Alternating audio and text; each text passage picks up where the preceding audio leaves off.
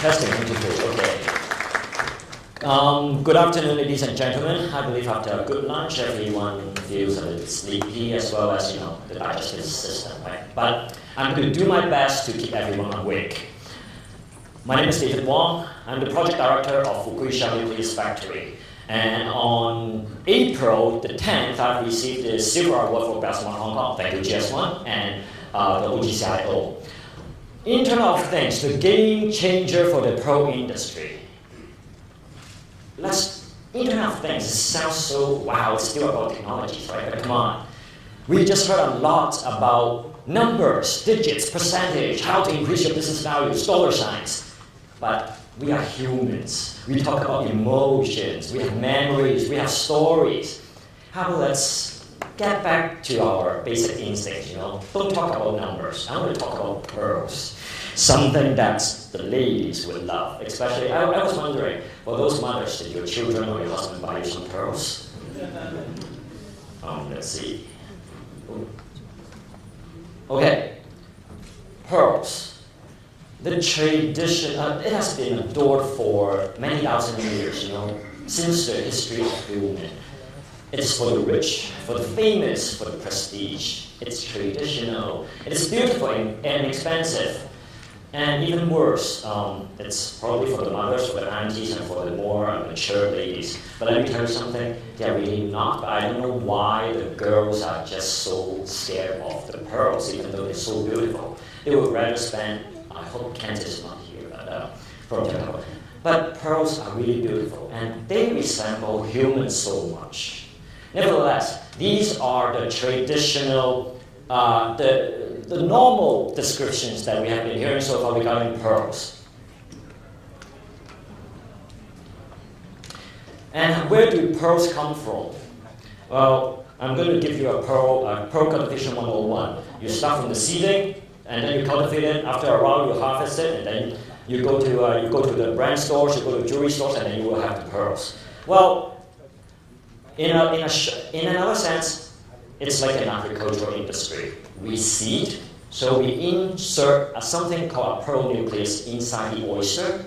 After 1 to 2 years, or perhaps even more longer, we cultivate it and then we harvest it right from the shell. And then we give the pearls to the jewelry dealers or to the designers, and then you have these beautiful pearls laying out at the jewelry stores. And that's where you get to see the pearls. But what does it have to do with IoT? Well, first of all, I come from a very low-tech industry, and I had to really educate myself as to what IoT means. I'm not going to go through that. Instead, I would like you to use your camera, open your QR code, and scan that. And then you go to the gs1hongkong.org, and they will have a fine definition for you, because I just copied right up from there. So, how come it's so fast? Okay, there you go. Okay. Otherwise, you can just go to, just type it in Google, and then you will have a very beautiful definition of what Internet of Things. Nevertheless, in summary, everything is connected. Not just everything. Everyone is connected. But we are talking about pearls. How are we going to connect with pearls? Pearl being something from nature, and how are we going to connect it with us, connect it with the IoT? Let me give you a perspective. This is the IoT. It looks very small, but I just want to give you a perspective that it is supposed to be very big. It is. And the circle around it, without the IoT, that's the traditional pearl industry, or the agricultural industry, if you will. We start right off from the top, the nucleus manufacturer, which is us. We produce the seed, and we supply the seeds. So we produce the pearl nuclei, and we supply the pearl nuclei to the farmers, to the pearl farmers around the world. And these pearl farmers will spend the time cultivating pearls.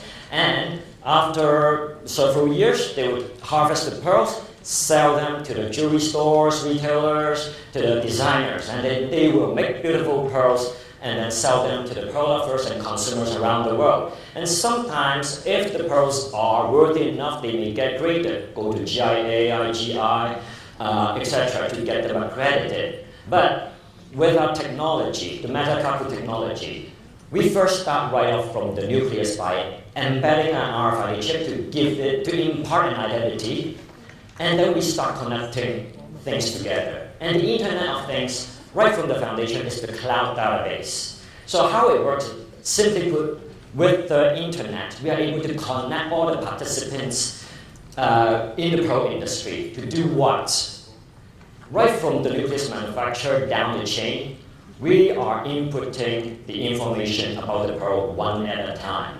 Collaboratively, we create a story. Imagine this. Let me put it into a more human perspective. The Internet of Things is you. When you are a baby nucleus manufacturer, your story begins. As you grow older, as the pearl is it's growing inside the mother of pearl, it experiences. We experience. We are getting older. We are getting smarter. We are making more friends. So for the Internet of Things, for the cloud database, more information is going to be inputted. And then once you harvest, that's another transformation begins. It changes into an accessory. So more information is being input, like the brand, the store, the locations, and all that. And then you will start to use the technologies that all the guest speakers have just shared. And then you will start using those technologies to help you sell. And then right at the storefront, how will the sales representative sell the pearls? They will not just sell the pearls. Oh, please, miss, I have this beautiful pearl. It's from somewhere. Please buy it. It's very cheap. It's very nice. It looks good on you. Enough of the shallow talk.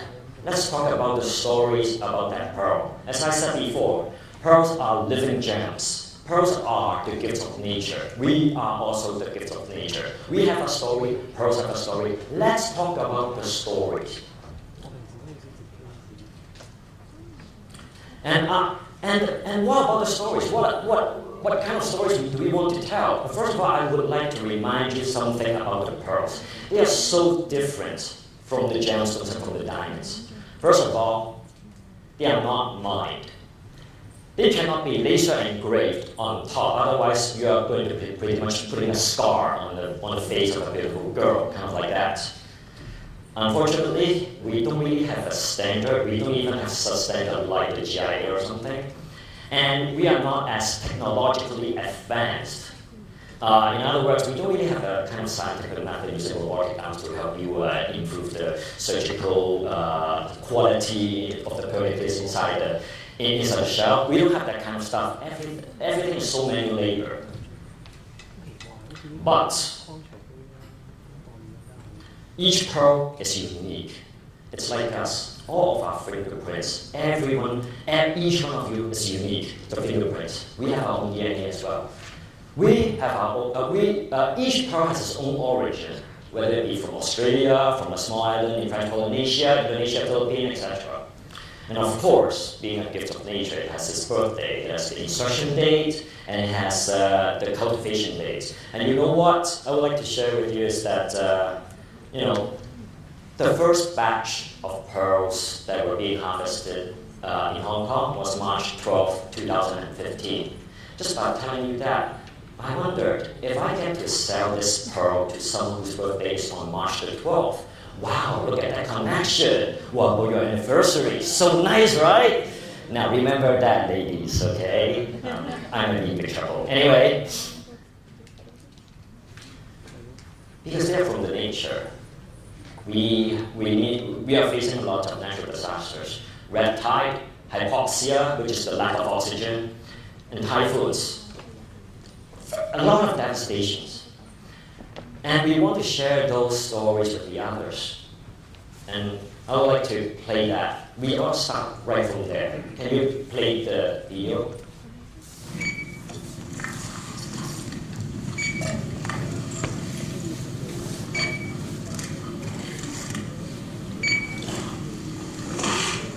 Ladies and gentlemen, this was shot right at the pearl farm in Saigon, and not in some sort of supermarket. Okay, Welcome doesn't have that technology to scan the pearl oysters for the meat, but already we are able to use the RFID to identify whether the pearl is still inside the pearl oyster or not. We don't need to use the X-ray or wait until the harvest time in order to know whether the pearl is still there. That's the first. That's the first step for the pearl, for enabling the technologies for the pearls. Next, well, we've got the pearls connecting to the first coffee kind of things. We talked about how to make money, business values, how to make more money out of it, with the gas leakers. How about sustainable development, cleaning the oceans, telling you more stories about where they're from?